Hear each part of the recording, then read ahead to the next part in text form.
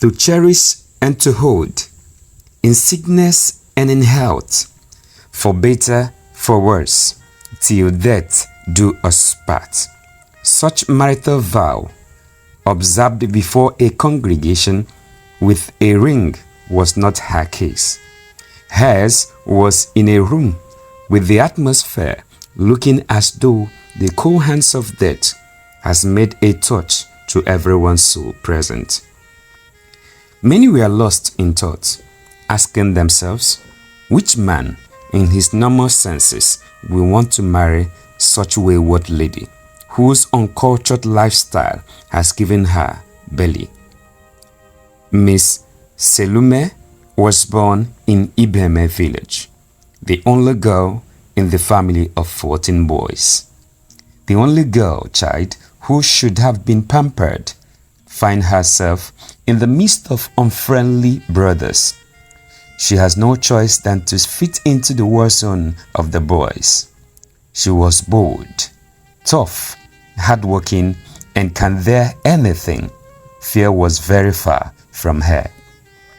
The troublesome lifestyle of the family made people to avoid them, even strangers will be told, please don't go near. Miss Sálúmá was the last baby. The father was late. No one was there to instill decency and order. Whenever the boys see any young boy around their sister, they fight the people because of misinterpretation. Miss Sálúmá refused to be intimidated by the giant brothers. This made them to be fighting always. One day, the quarrel was so tough that it involved machete, which obtained her a scar. After the incident, she resolved within her to leave the family house, telling herself that if surviving is this tough in my home, then it's better I try outside. To the brothers, they thought they were training her without knowing they were hardening her. Kept nurturing her secret plan of escape from her house until one fateful day, she packed her clothing, which were not bigger than a nylon, in a local clay pot used to fetch water, stepped out of the house from the path to the stream and disappeared to the nearby town, from there to the city without knowing anyone. On arriving in the city, through the vehicle, as the vehicle dropped her, she entered the streets, knocking house to house to see if there are families that needs a cleaner or a cook. She could not find any till night falls. She was so disappointed. She couldn't think this was difficult, as she was in her mind that those in the town are usually lazy and needs help always. She did not think it was going to be this tough to get a place to help as a cleaner or a housemaid. As darkness became heavier, she entered an uncompleted building close to a mechanic workshop, located a manageable place to sit. While she was there, passing her eyes relentlessly in every direction, suddenly a young man with lighted stick came to ease himself. On seeing Miss Sálúmá, suddenly he tossed and struggled to stand. Without knowing, Sálúmá has been watching him to see what he came to do. She had planned in her mind to hit him with her bag and run while screaming if he touches her. The man quarreled.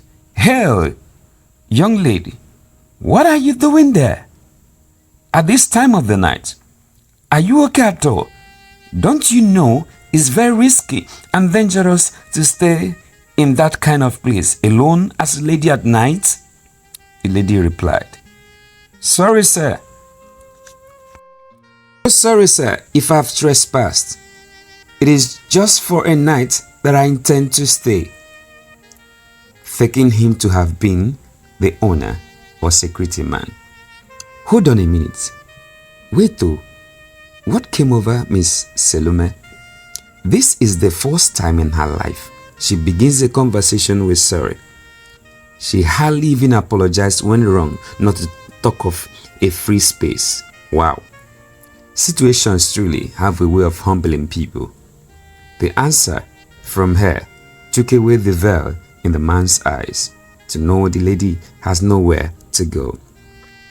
He quickly apologized for the tone he used on her, then offered to accommodate her. Please, come pass the night in my house. The house lavish is empty while I go to various entertainment invitations as a musician. While he was talking, Miss Sale was pondering in her mind, is this God's answering to help or an enticement to take advantage of a homeless girl? Mr. Frederick Kem continued, even tonight, I will not be around.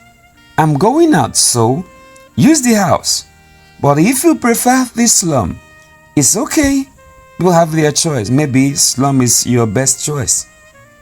Miss Searle, on hearing I won't be around tonight, now asked, If you are going out, how will I know the place, sir? He replied, it's not far from here. And for now, I'm not late, so I can take you there before continuing my journey. So come. She followed him skeptically, a risk she was willing to take to know what fate holds for her. On arriving, the house was well furnished, everything properly positioned, as if it has received a professional touch from home of decor. While the man was saying, welcome to my house, she quickly pushed in. I hope your girlfriend will not pour hot water on me. The man responded with a smile. I don't do girlfriends, only music. I'm into foodie. He showed her the room to sleep, the restroom, and the kitchen to fix something for herself as dinner, while he left and instructed her to close the door till morning, when he will knock. As life turns, Miss Sálúmá, passionate, untrained teen who enjoys experimenting everything, started joining the man to do music and light up sticks, while mingling with other social extreme friends of the man after being warned by the man. Her lifestyle began to get exposed into so many other terrible things. Years later, she started observing some changes in her body, showing her ovaries have been fertilized. Before she even noticed, the man has been looking for avenues to send her packing. He concluded to abandon her with the empty house. One evening, just as they were conversating, Mr. Frederick Kem informed her that he would be going for another invitation for a music concert. Just his usual and normal music excuse trip. He left the next day.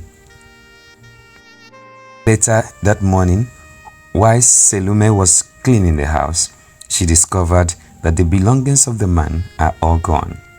The entire fantasy were gradually disappearing. As she waited till evening, she could not see him. The next day before, she could not see him. A knock came on the door the next morning. On opening, she was questioned, who are you?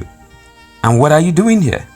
Before she could open up her mouth to say anything, the landlord cut her off. Please, I don't need to hear anything from you. Leave this house this moment. Please, pack your things and better find your way on time. The so-called young man, the child that you have been spending your time with, because I presume that you are not just coming in, you have been spending your time with just like many others, was owing me several years with a threat. But now, God have met him, and he has met his Waterloo. He has met his doom. He has made his end. He's a criminal.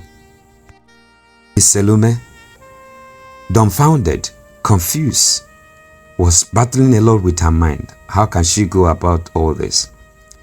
Later found herself in the village again, because it was now looking as if the town decided not to favor her, as the landlord was never very friendly. The thing was so hard for her to bear. She had to get to the village, now very heavy, with a shameful pregnancy without a father. The news spread round the village on getting to the ear of Mr. Roof, one of the old men in the village. He offered to marry her in that condition. Is what brought about the waiting by the relations. The relations of Miss Sálúmá were brought back to limelight of the earth when someone announced that the young, long-awaited proposed in-laws to be have arrived. Mr. Roof, with one other old man, both looking like Pan typers, walked in. They were welcomed by all. You are very welcome. You are welcome. Our in-law, you are welcome. They don't have much of a choice, putting their fake smiling faces. One of the brothers now said very calmly, "No wonder. This is the kind of person that will seek for her hand in marriage." We are just waiting to see who, in their normal senses, will accept her. They know it was not the right choice. They allowed it.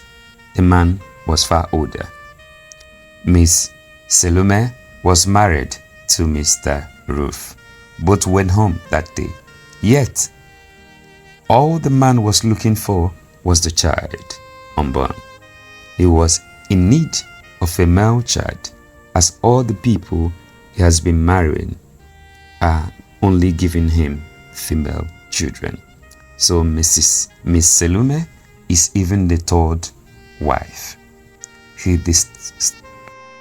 The rest of the wives have been sent packing before the arrival of Mrs. Sálúmá.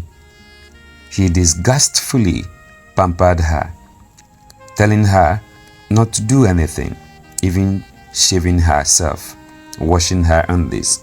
He do it for her, but while doing all those, he was keeping particles of those things for a child. He was planning to send her away if it was a female child she is to give birth to. Everything has its maturity date. When the baby in the womb was fully ripe, the uneasy, disturbing process of labor began. As nature has it, she went in, being guided by the midwives. The cry of a baby was heard. When Mr. Roof was called, the joy he went into the room was not the joy he came out of the labor room. He was saddened because it is a female child. Nah, is a female child. It continued severally. They were all female children. He started maltreating Mrs. Sálúmá, his wife, to the point that the children wondered if the man was their real father, because they were already growing. It get to a point she can no longer take it. To save her life, she had to leave the marriage. She left, and later God blessed her with a better husband who did not mind her ugly past, while Mr. Roof spent some time with the ancestors till death. Everyone desires to be loved. People recognize this love when they see one. Differentiating fake from real goes beyond the gifts and the pampering. Life is meant to be lived, loving and being loved. Never give up. If your experience of love is pain, one day you will experience true love. This is not to encourage divorce, but life is better. Thank you for watching till the end. Please show love to this channel by subscribing, liking, and sharing, and always watch our videos to the end. Thank you. This is African Relaxing Tales.